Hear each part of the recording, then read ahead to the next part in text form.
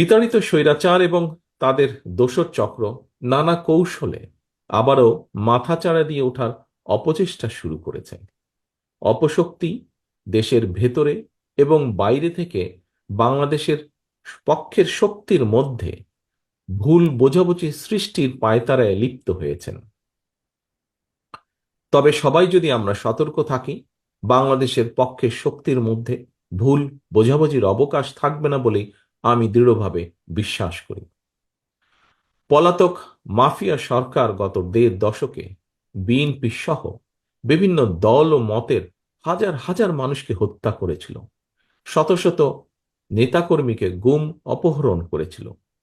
বিএনপির ৫০ লক্ষেরও বেশি নেতাকর্মীর বিরুদ্ধে প্রায় ১.৫ লক্ষ মামলা দিয়েছিল।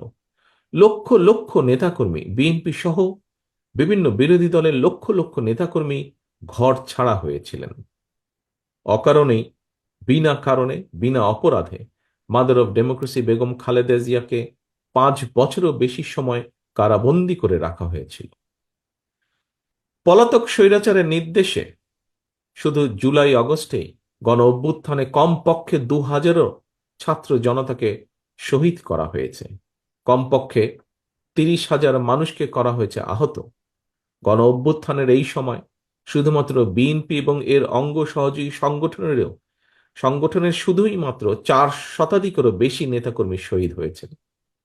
এর বাইরেও যারা শহীদ হয়েছেন বা হতাহত হয়েছেন, হয়তো তারা সরাসরি বিএনপির কর্মী নন, তবে অবশ্যই তারা বাংলাদেশের পক্ষের শক্তির সাহসী প্রাণ। তারা ছিলেন আমাদেরই কারো সন্তান, আপনার আমাদেরই কারো ভাই, কারো বন্ধু, কারো সহকর্মী কিংবা স্বজন। এমন হাজারো হতাহত ছাত্র জনতার আত্মত্যাগের বন্ধনে বাংলাদেশের পক্ষের শক্তির মধ্যে জাতীয় ঐক্য গড়ে উঠেছে। সুতরাং আমরা যারা বেঁচে আছি, শহীদদের আকাঙ্ক্ষার একটি গণতান্ত্রিক, মানবিক, বৈষম্যহীন বাংলাদেশ প্রতিষ্ঠার মাধ্যমে শহীদদের রক্তের ঋণ পরিশোধ করা আমাদের দায়িত্ব। একই সঙ্গে পলাতক স্বৈরাচার আর তার দোসররা যাতে রাজনীতিতে পুনর্বাসিত হতে না পারে, সেই ব্যবস্থা গ্রহণ করাও কিন্তু আমাদের কর্তব্য। এজন্যই যথাযথ আইনগত এবং রাজনৈতিক পদক্ষেপ নেওয়া প্রয়োজন বলে আমরা মনে করি। পলাতক মাফিয়া খুনিদের পুনর্বাসন ঠেকাতে তাদেরকে একদিকে আদালতে বিচারের মুখোমুখি করা প্রয়োজন, অপরদিকে তাদেরকে অবশ্যই জনগণের আদালতের রাজনৈতিক বিচারে প্রত্যাখ্যাত হওয়ার পরিস্থিতিতেও ফেলতে হবে।